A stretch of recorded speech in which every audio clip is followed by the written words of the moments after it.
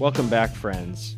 This is a very special day for us because we are back to the Media Roundtable Industry Edition. This is our signature dish. This is when we have our podcast about podcasts, and we talk about what is happening in the business of podcasts, and we bring some of the thought leaders from inside of the agency who are working in the market to talk about these things. And honestly, we've been running a lot of material other than this for a long time. We really haven't caught you up on the news in a while, so I'm glad that we're doing this. And I'm Dan Granger, who is glad to be doing this. I'm the CEO at Oxford Road, and you are listening to the Media Roundtable. I am sitting at the Media Roundtable right now. I have a beautiful sunset going on behind me in lovely Los Angeles. You can't see it because it's clouded by a curtain. But I am here at the official roundtable, joined by three of my best friends in this episode today. We have James Ingrassia, who is EVP of Strategy and Insights at Oxford Road. Welcome, James. Glad to be back. We have Shannon Quintana, VP of Account Management at Oxford Road. Welcome, Shannon. Thank you. Stu Redwine, Executive Creative Director at Oxford Road, is in the house as well. Welcome, Stu. Grateful to be here. And we are in the season of gratitude because it's November and it's almost Thanksgiving time, and we're all writing our Thanksgiving cards, and so many great things to be grateful for. And let's start talking about some of those things in the news. I'm grateful for Netflix. A lot of good series and features to watch. But also, they've taken a keen interest in our little podcast business as of late. And so, James, would you mind filling us in on the news at Netflix? Yeah, absolutely. I mean, if you haven't heard, we're classifying this one under Sleeping Giant Awakens. Last month, there's a little headline that came out. Netflix and Spotify announced a partnership that a few of their podcasts, mostly on the Ringer, are going to be moving from YouTube to be exclusively available on Netflix and, of course, the Spotify app. But that exclusivity is actually really interesting. So most people watch YouTube for podcasts or watch their podcasts on YouTube. Now they can't do that anymore for certain shows. It's going to be on Netflix. And that raised some eyebrows last month, and no one really knew what was going on. And we talked to Spotify, and it's business as usual for now. That may change as we get into 2026 when this happened. But then, out of the woodwork, there is a rumor that iHeart might be next, and they may be putting some of their episodes on Netflix and taking them off of YouTube. And then I think today, or within the last 24 hours of this recording, SiriusXM followed suit with a rumor that they're going to be there. So now you got the big three moving all of their video feeds, I guess, essentially off of YouTube and onto Netflix next year. Allegedly. At the time of this recording, it's still rumored, but I'm sure by the time this is released, we'll have more details. This is really interesting because I feel like the Spotify news was just something that was an interesting headline. But now that others are following suit, and I read something this morning that said that some individual YouTubers are actually being approached to move their shows to Netflix. I think Netflix stored some cash in some briefcases and is going to the market and is getting some creators to actually move from YouTube to Netflix, which is huge right now for them. And I think for the entire industry. Earlier this year, we created the what is a podcast definition. And that might even have to change again now that everything's on Netflix. But for marketers, for our chief audio officers listening, this is going to be interesting. For brands, you have people who can access YouTube for free. Now everything's going to be gated behind some kind of wall on Netflix, whether it's paid or freemium on that end, but there definitely will be ads to be had. What those ads look like at the time of this recording, we don't know quite yet. We are hoping that we can still get our baked in ads into those shows, so that way they live with them in perpetuity. But it is definitely something that we're going to keep our eye on here at the Media Roundtable on Oxford Road, but did not see Netflix on the bingo card for 2026 as being an audio platform. What else do we think we know so far on this, James? For example, is it one more point of distribution? Is it on YouTube and Netflix, or is what you're understanding that when a program distributes through Netflix, it can no longer be on YouTube? Understanding is right now that when it's on Netflix, it is no longer allowed on YouTube. Now, will that stay? We don't know, because they tried that with Joe Rogan and Call Her Daddy when they came onto Spotify. You can only watch them on the Spotify app. And then after a year or two, that that gate was released and you can watch them anywhere. So at the inception, I think it's going to start on only Netflix, and that's going to be really interesting. Well, it's also interesting because there was so much discussion about Spotify's moves to take on YouTube, right? For video creator and video feeds of podcasts. Is this a way of saying if they're potentially partnering up, is that a way of saying they're throwing in the towel on trying to take on YouTube? Or is this an additional distribution point for them? What do we know on that front? I think this is a move for them and all the networks to. I don't know why they would be against YouTube when you pose it like that. Maybe Spotify I can see because they're both behemoths here, but I don't see Well, you why. just have to think they're all platforms, right? And, we don't, Yeah. even though we have close relationships, like they are keeping their product strategies very close to the vest in terms of, what they're doing with the platform. But what we saw happening was YouTube was aggressively trying to ratchet up their video consumption. And if now what they're doing is saying we're going to allow a lot of that video consumption to take place on Netflix and not YouTube, it's different than them saying, come watch it through us versus YouTube. Now they're saying, you don't have to watch it through us. You can watch it through Netflix now, Well, at one which point is of an interesting differentiation, idea. though, is that I did read, and again, this can all change in any time, but right now it's going to be on Netflix and the native apps. So you can watch on Netflix and Spotify, or Netflix and iHeart, Netflix and SiriusXM. It's just not YouTube. So it's a very defiant move to purposely close off a distribution point in favor of another one. So this could all be revenue based. They could be getting very nice checks from Netflix to make this move. There has to be a cost benefit analysis that I'm sure that they've all done. Well, let's think about it from the advertiser standpoint for a second. So I'm a brand, I've been sponsoring Pick a Show. And we know that YouTube has been the primary place that podcasts are being discovered. And we know that a significant percentage of consumption is happening on YouTube. Now, all of a sudden, Netflix is in the mix and I'm buying an endorsement. Now, I may not have had to pay separately for the YouTube exposure. Now, Netflix, I have a feeling they're not just going to take any baked in ad and just roll it through. I'm going to imagine they're paying for it. They're going to want their ROI to occur. So, does this change the value equation for an advertiser who's buying one endorsement, expecting that it's distributed on, at least the big three of Apple, Spotify, and YouTube? What changes in terms of the value of that ad? Shannon, I don't know if you've got a view on Yeah, this. I think it really complicates things for advertisers, and understanding exactly what the buy is that they are getting. So I think obviously that's going to warrant discussions with each of these networks. What pulls through, what doesn't. I know with Spotify right now, we have the opportunity if baked in is then you get the video component. Otherwise, it's SAI or DAI. So it definitely confuses the marketplace even further. And then I think we're also going to have an issue on measurement.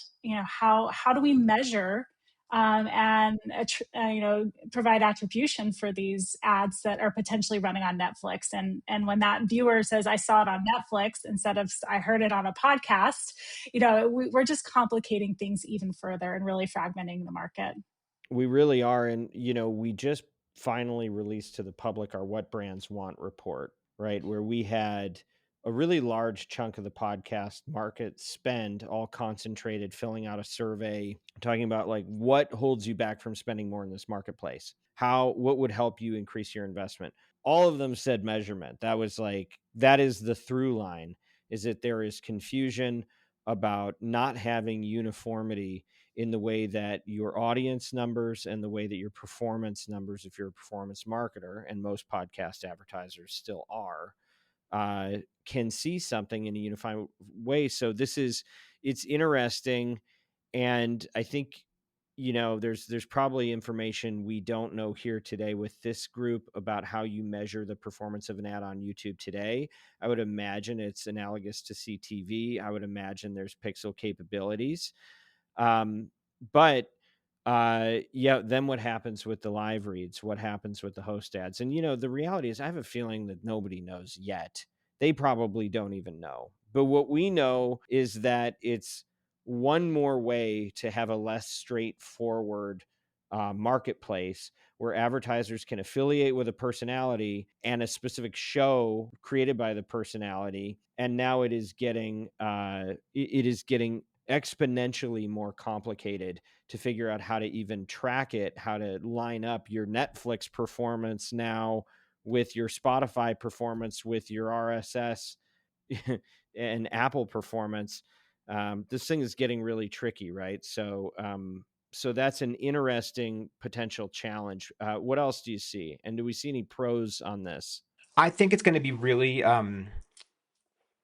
difficult for consumers to get on board with this. I mean, think about podcasts when you listen to them. Most people will listen on the phone, on their phone while they're doing something else, whether they're at the gym or cleaning or doing all that. I don't know many people that sit down in front of the couch and just put a podcast on the TV, which is really where the Netflix experience is probably predominantly. So I think even desktop too. I mean, YouTube happens on the desktop probably. I don't know the stat offhand, but I know it's a lot. I can't imagine people loading up either Netflix. I don't know if that's possible on a web browser, but maybe then they go to the Spotify's or the iHeart websites to go get it. So I think accessibility is going to be really difficult for some people when it comes down to this. Yeah, I mean, the one that gets me is last month, Netflix and Spotify announced that a slate of Spotify podcasts will be removing their videos from YouTube and making them available on Netflix. And just the audience size different. I mean, this just feels like we've seen this movie before. This will be reversed. That's insane. It's insane. And I think about human behavior as well, James. Like, how are these things consumed? What are they exactly? I just don't see it working. I think this is Netflix is trying something out. It's interesting. The ones that maybe feel more like television shows you will watch on your couch. I know I have, but the general idea of I'm going to grow by reducing my audience size massively just seems insane to me. Well, but what makes you say that though? Because if you think about it, like YouTube is definitely one in terms of share of market. Everybody's on YouTube. It's the most phenomenal platform that the world's probably ever seen. That being said, my understanding is that more than half of Americans are on Netflix, and now they've made it free as well. So, it's one thing if you're saying, I'm Howard Stern and I'm going to go from terrestrial radio to, Sirius XM, where, I'm going to cut down my potential consumption significantly. But Netflix does have decent distribution. So what do you think is the behavior that this is counterintuitive with? I mean, I think Netflix is something like 250 million, 200 million. I mean, YouTube's 2.7 billion. It's just orders of magnitude. It's the world. It's the world broadcasting channel. And that's the part that seems nuts to me. And Netflix is not free. The lowest platform they have is ad supported, but it's still $8 a month. And so there is no free option for Netflix. I think that's probably why they're gonna keep the other option on these networks apps, because that is free for now. But yeah, that it is a barrier. I actually take it back. I thought they had a free option, but I know they're ad supported and you can get the price lower. But even still, I mean, think about that. The fact that more than half of this country, which is where most of the advertising revenue is going to come from, it's where a lot of the subscription revenue is going to come from. If there was going to be a challenger to YouTube, it probably is Netflix. And in our little podcast world, we kept thinking, well, which audio player is it? And it turns out maybe it wasn't. And maybe it was there all along. And maybe you're going to have the one that requires the subscription to get into, and then you're going to have the Android version. So do you potentially have an analogous Apple distribution and an Android distribution for the video feeds of podcasts now? I wouldn't be stunned if this did take, and we don't all have to agree on this. What will be interesting to see is at what point Netflix wants the money and wants to deal with the hassle of facilitating relationships between brands and talent. I have a feeling that it's going to be a lot more premium when you're getting your ads running on Netflix. I would imagine that they're going to probably sell less of them at a higher CPM. That's just my guess. And they may not do it for a while, right? Like what I imagine they probably do on this stuff is like they come in and say, well, if you're making a massive upfront commitment, you can have a sponsorship of XYZ podcast and you're going to get cover art and, a lot of the brand elements, and then some sort of elegant integration will be worked in. But I wonder, and I hope that the inventory load doesn't diminish if they do go the premium route. But I guess I think there's probably space for two dominant video players and not just one. It's also interesting just because YouTube has signaled lately that they're getting more serious about this business in a number of ways. And some of those are, they recently had an event in New York and they released a lot of new capabilities for creators and forthcoming capabilities for brands to be able to engage in host activities, whether it's YouTube Creator Native or it's podcasts, where you'll be able to transact more seamlessly and not buy onto their platform just through third parties the way it was going for a long time when you're actually working with talent. So I don't know, it could open up new flavors of inventory. The good news is that what we do know is that the value of an ad impression that comes out of the mouth of a host is worth more than an ad impression that comes out of the mouth of the advertiser themselves. And for that reason, I think gravity will pull toward the live reads, the host reads, or the baked in ads continuing to live in this new platform eventually. But it'd be nice if they'd stay put for a while and we could just have a straightforward way to transact with this stuff, right? Wouldn't it be nice? Netflix, we need to talk with Netflix on this. Well, I wonder if what they're after. I wonder if what they're after is capturing that couch time, because I was just looking at the Nielsen Gauge report from July 2025. It's interesting. YouTube is 13.4% of all TV usage. Then Netflix is 8.8. So I mean that's actually within striking distance. So is this about the big, the big screen in the living room, the medium screen, and that people are, as these shows are becoming television shows and supplanting late night television and all this, Netflix wants to be the place for that premium content. And I agree with you. I do wonder about the translation of the host read script onto the medium screen and if that's something that we're going to see, right? You don't see that in television. Is that going to stay or is that going to go away? My prediction would be it's probably going to go away because it doesn't feel as upmarket and as premium. That's true. Go ahead, James. And my one prediction, and then we can move on to a different topic, is they may be collecting content right now for one point in 2026, because no one said when this is going to launch. Maybe it's after the Golden Globes with the first podcast award that they're giving out. I don't know. But maybe they will be releasing a free tier that is heavily ad supported with all podcasts on it as a magnet to get people to watch and engage and then buy up to the main paid tiers. But I can't see them gating podcast content that they don't own. This is all just licensing and distribution. So there maybe they're collecting for a free version. Well, it could be just something that feeds into their library, like back catalogs of old movies or, things like that. But I think one of the things to consider here is that podcast content is really cheap. And they can pay a celebrity millions of dollars to go produce a show. You can pay Jerry Seinfeld to go get coffee with his friends, or you can pay his friends to put their podcasts on Netflix, where Jerry Seinfeld is going to appear anyway, right? It's like it's a really it's a more disposable asset, but it's also a really inexpensive asset. And I do think you're right to point out the late night shows going away. I also want to flag what Steve Goldstein at Amplify wrote recently. He was talking about what is a podcast. And one of the things he pointed out is that he believes that the visual component isn't so much like appointment viewing where you're sitting focused with your eyes on the screen from your couch, but it's a little bit more like the morning show or the morning news or maybe the evening news. Something to have on while you're cooking dinner or while you're brushing your teeth in the morning. You look over at it, you walk out of the room, you're still listening.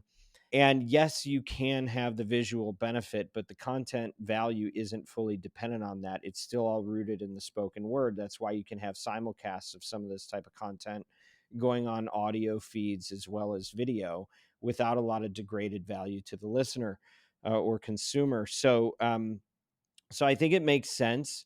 I think as we've seen Netflix branching out into live programming and different ad formats, they want audience, they want share, they want stickiness, they want engagement, and they don't want to have to pay a fortune for everything that they produce. This gives them a great way to achieve that, and it gives advertisers a little bit more choice. It also seems, if you think back to when Netflix started, it started with they were licensing all this old content and old movies, and then they got into the TV shows, and then they started producing their own content. Is this their beginning in the podcast, licensing other people's content? And then maybe they're going to start doing their own content, their own podcasts. Maybe they're um, you know podcasts to listen to with some of their own original TV series, and listen along type shows, companion podcasts. So, Yeah. there's maybe a big door opening for them here. Well, and let's remember why Google and Netflix are the ones that we're talking about here, because they disrupted the old Hollywood model where you make big bets, and you do it with instinct and not data. These are data driven companies, right? And so before they go and start investing in what they hope will be a big hit for a show, they're going to get the data on how their audiences are interacting with this stuff, and they'll be able to model out, probably with more precision than most of the podcast players that we've seen, to be able to predict what to manufacture that'll give them the best ROI. So the people that are data driven seem to be winning, and we're not talking about the next big wave of video consumption coming from a traditional media company. It's all coming out of tech. And so we need to follow that. If you're an advertiser, I would say, this is a big topic. Obviously, this is the topic of the day for us. I don't know that if I'm an advertiser and I'm sensitive to performance, if this is going to be urgent for me. I think there may be a wait and see. On the other hand, if I'm in a protected category, a category where there's a lot of winner take all dynamics, and you have experimental budget, this would be an interesting thing to be in the front of. And it's also going to be interesting for us to see how much of the inventory that they do allow is going to be transacted directly with Netflix versus through the publishers that created the content and then licensed it out as well, right? So leave it to us to explore that for you. And who knows, maybe if they're willing to talk, maybe we'll be able to get somebody on this program. I think that would be worth a follow up. Any closing thoughts before we move on past this? Going once, going twice. Spotify users exceed forecast as CEO transition nears. Spotify reported Q3 results that beat expectations with 713 million monthly active users. That's up 11%. And they're up 7% through ad supported revenue. Though ad supported revenue actually declined 6% due to pricing pressure. And they're also, navigating their founder, Daniel Ek, stepping down as CEO. I believe he was the founder. I think he's been in the chair for a while. So, James, what's your take on this one? I think we may have just talked about it for 30 minutes. This might be the problem here. They have a lot more people subscribing for the entire universe's music library and access to content, but the advertising revenue is not where it needs to be. So this may be a distribution play here. My old days working at CBS, I remember that the licensing business was worth more than the advertising business. And so by licensing their content out to people like Netflix, that might be the first in a lot of dominoes that might drop here. Yeah, and I also think to give Spotify, I'm not always I don't always play nice with comments on Spotify, but I will say, like, they also are they're very good at product. They have a very good technology, and I think they continue to focus on that. And their ad product, I would still say, is still in the early innings of what it's going to be. And so, it'll be interesting to see how it evolves and the value proposition for advertisers evolves, I don't know that it's taken root yet. I think they got in heavy during the pandemic, the Joe Rogan deal, and then all the big talent deals. And I think they've been trying to find their footing with respect to, are they an endorsement house where you get premiums for that? Are we an online platform that is more like a self-serve? And I think, we haven't really seen what that product is, because I don't think it's a settled issue yet. And I'm sure the advertising is going to stay part of the mix. Is interesting with SiriusXM for years and years. They've been a subscription business that happens to have advertising revenue, and I would always wonder, why don't they just give up the advertising, even though we like buying it? And they never did, and it makes me think they already ate the forbidden fruit of the advertisers, and they're probably never going to give up that revenue stream. But I do think it's probably second on the priority list, and they'll probably get there eventually. We just don't know what that looks like yet. Moving along, let me tell you about the industry of podcasting. Have you heard of it? The IAB, the Internet Advertising Bureau, shared a little bit of information that podcasting will remain one of the fastest growing digital channels this year, according to the IAB. It is not expected to post double-digit gains that it did last year, but it is purported to rise 7.4% in 2025. This is actually above the 4.8% increase that is projected for digital audio, excluding podcasts. So it is outperforming. I believe that's more than 50% of the baseline, if I'm doing my head math right on that. So the market continues to grow. And I think, we also here talked a lot about the Owl and Company report earlier this year that purported that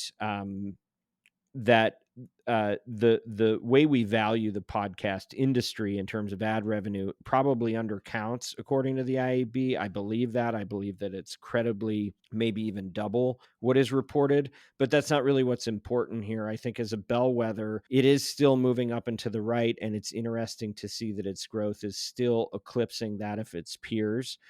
It's a good time to be in this business, and audiences are obviously hungry for it, and advertisers are willing to put up with all the distribution fragmentation and measurement fragmentation to continue to engage with it. So I think we're in the right space. I think we all just wish there were fewer kind of leashes to hold as you're trying to make sense of all of it, right? Yeah, it's hard to make sense of. I've thought a lot about comparing it to television and radio, and what's so handy is television, it's a set frequencies. Radio is a set number of frequencies. Like, it is a medium, where podcast really isn't, not in the same way. Or cable, sure, but there's a number of channels.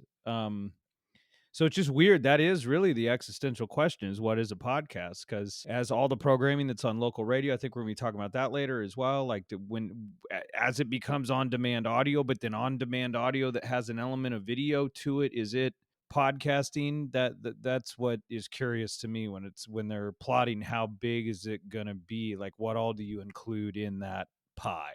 And what will be included in that pie in 5 and 10 years is very, very interesting to me.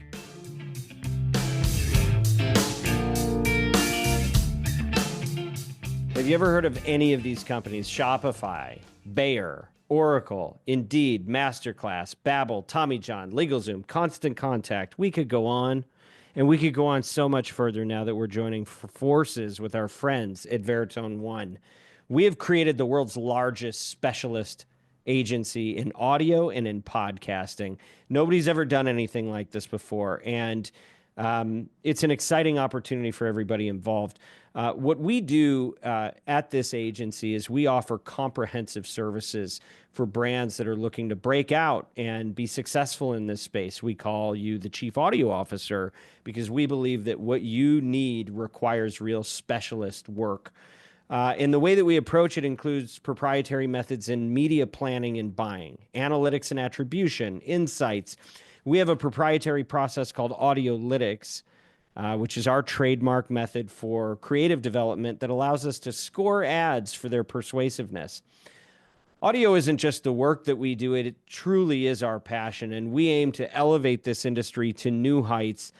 And that's why we're the leaders in brand safety and suitability, as well as in volume in the space. We try to provide solutions that ensure that your ad buys align your values that you have as a brand with your business metrics that you need to be successful. This stuff is hard, but we're here to make it a little bit easier for you.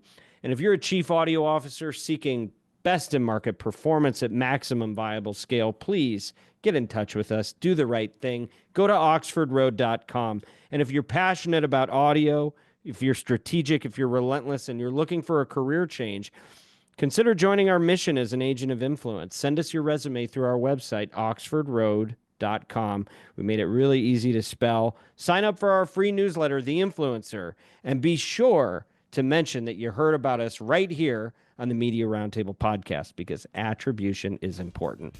Thanks, everybody.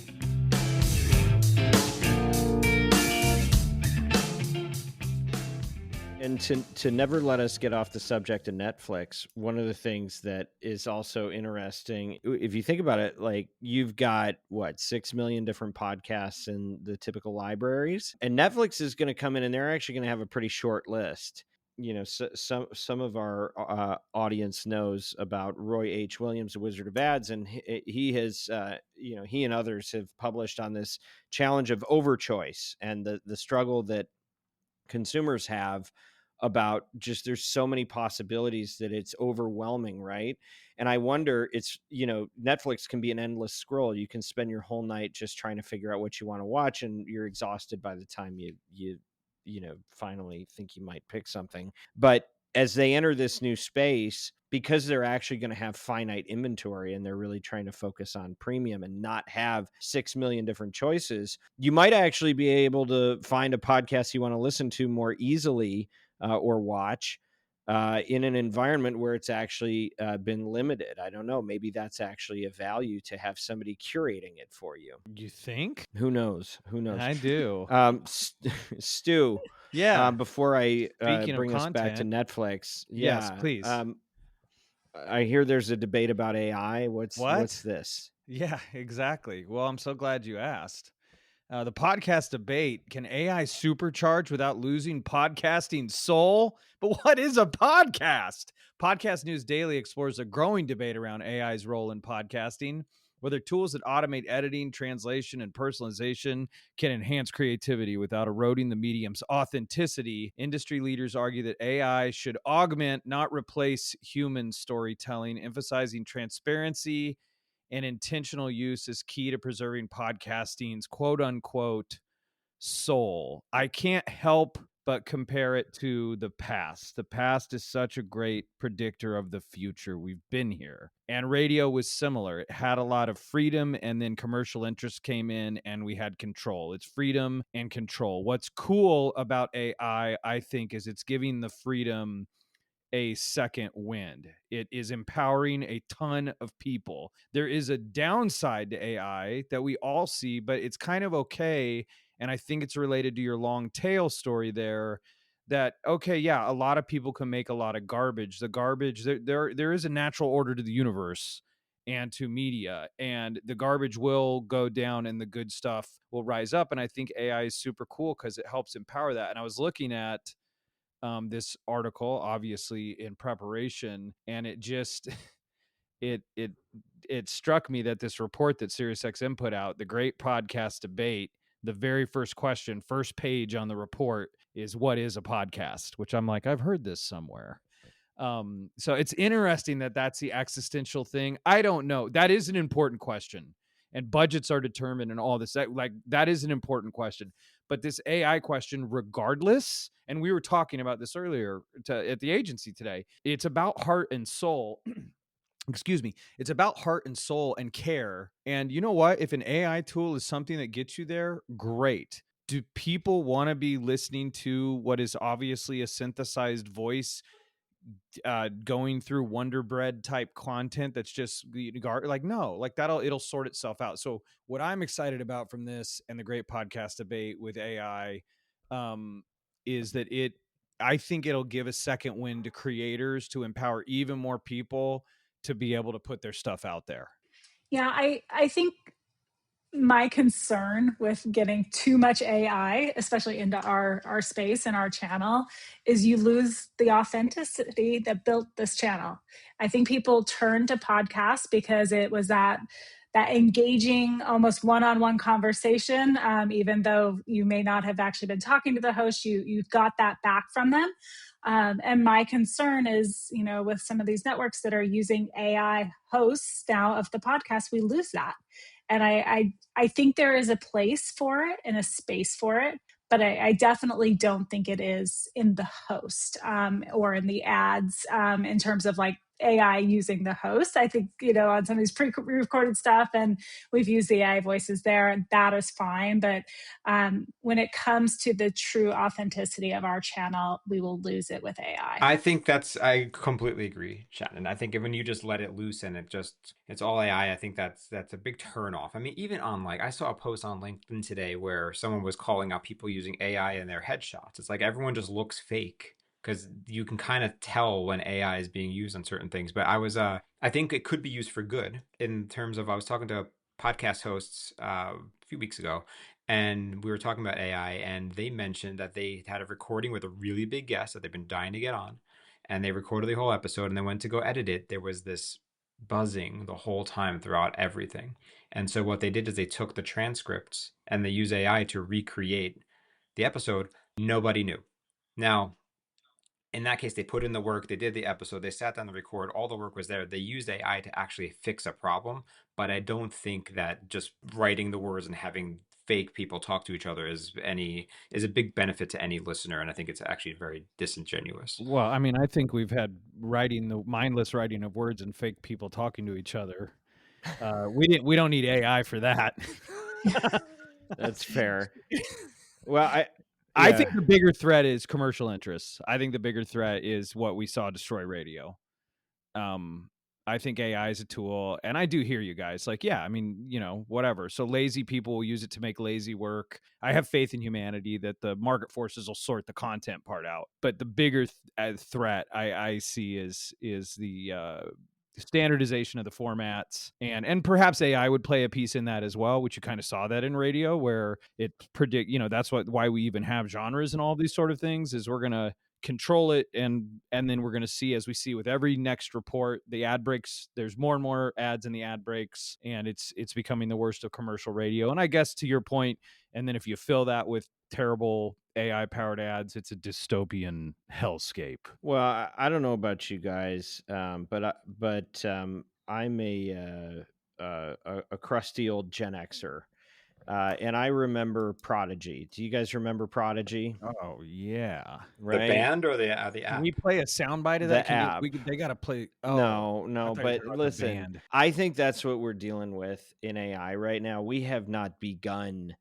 to experience AI, and there's so much slop, and it's so easy for it to sound like crap, and to blow it off. And I look, my whole career has been based on being a broker between the trust of a host and the relationship with the audience, and getting that authentic recommendation to transfer. And I've been clear on this program that I think that anything that is artificial needs to be disclosed, and it will do real damage to the industry when consumers learn of instances of thinking that they're buying a human being's recommendation and authentic endorsement, and finding out that that's not what it was. I believe all of that. And I also believe that, I spend more time listening to audiobooks than I do to podcasts. I still do. And I think that if you have a voice that I don't mind listening to, and if I can't tell the difference in the writing, whether or not it was 75% artificially generated or 5% artificial in the supply chain of the manufacturing of it, or 99%, it'll get there. I wonder what happens if AI becomes funny, because that's when you really start to, if AI becomes funnier than comedians, that, to me, that's a bellwether that things have really shifted, right? Because you can't fake a laugh or connecting with people in that way. So far, it isn't funny. but I think we haven't really seen where it's going to get to yet. And we're seeing the early prototypes. And I know there's slop, and it's easy to dismiss the slop, but I think it could be the forerunner to something much more serious. And so the future I see is one that is bifurcated, where there is a certain amount of content that is perfectly acceptable, that that is artificially made. We use a lot of artificial stuff. We buy a lot of synthetic products, and that's okay for certain instances. But we might look at the diamond business and see what's the difference between lab grown diamonds and actual diamonds in sales right now, to know where's this thing going to stop, where are people going to plateau and say, yeah, I may not be able to tell the difference, but I still want the real thing.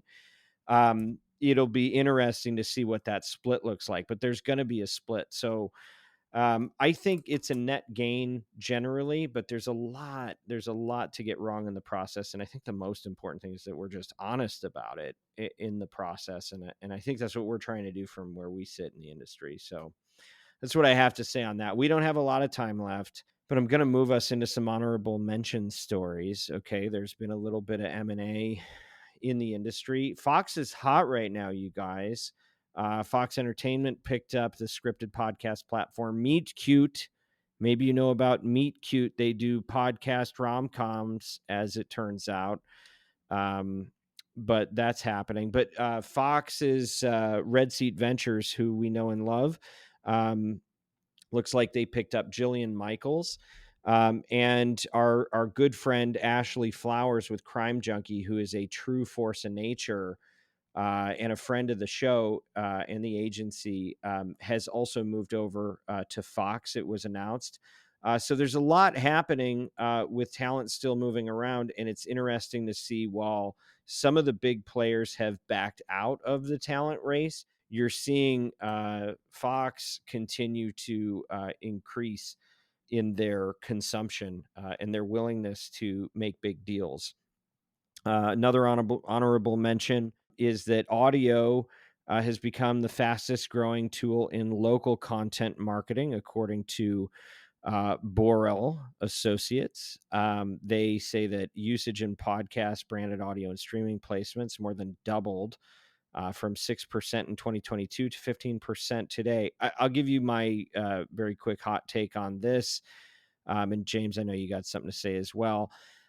I think we've even said on this program, like, local is going to have its moment. It's going to happen. It's like there's a huge vacuum for local journalism and local content creation, but the problem has been consumption hasn't been high enough and distribution hasn't been easy enough for it to really hit that critical mass to build a business out of it.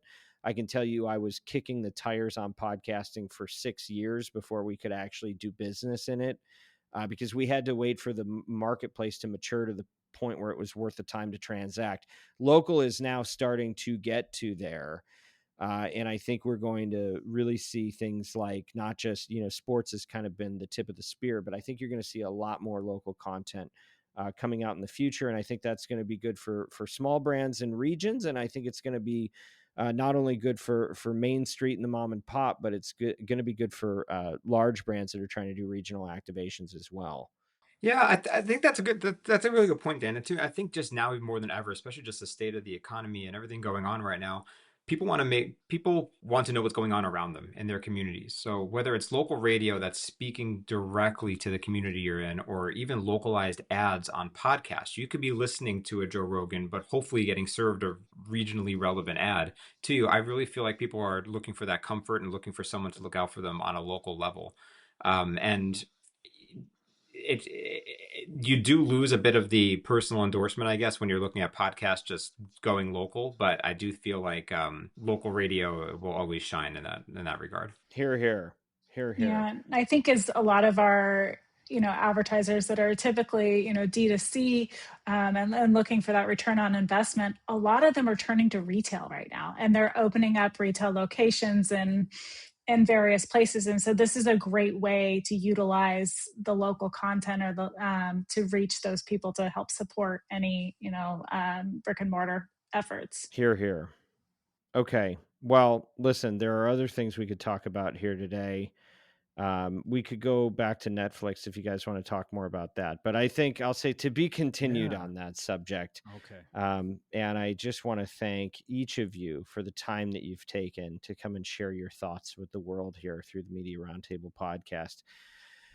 And thank you to our audience, because it turns out we do have an audience. For years, I didn't know. And then, you hear from enough people in the wild that we appreciate you taking the time. This podcast is brought to you by Oxford Road, where we want you to succeed using audio and podcast and creator media as a tool, and to use it as a tool that can build bridges across differences, and support important conversations about some of the most critical issues of our day. If you want to learn more about us, you can go to oxfordroad.com. We've got a brand new website. It's people are excited about this website. If you haven't seen it, you should do it, or ask chat to read it for you. It'll be great. You should subscribe to our weekly newsletter. It's called The Influencer. Shannon and everyone on her team reads it every single week and memorizes it, as I understand. And if it's good enough for her, it's good enough for you too. It's free to subscribe to The Influencer when you go to oxfordroad.com. We have another podcast you may or may not have heard of. It's called Ad Infinitum. I wish I could remember what that's about. Is there anybody here that can explain that briefly? Yeah, Ad Infinitum is the only podcast about audio ads, how they work, and what makes them work better. That's correct. And you should listen to that as well. And sometimes we put it in this feed. Yes, we do. James, how do we feel about feedback at this agency? It's a gift and a pleasure to get. It is. It's the breakfast of champions, isn't it? And if you have feedback for us, we don't want you to just keep it to yourself. We want you to share that gift with us generously. Give to info@mediaroundtable.com or info@oxfordroad.com. I think we're using the wrong URLs today, but that will get to us if you try. Thank you again to Shannon, to Stu, to James, to the whole team, Haley, Bianca, Kyle, Ezra, Rocio, Neil, and the team at Podcast One. As always, influence responsibly.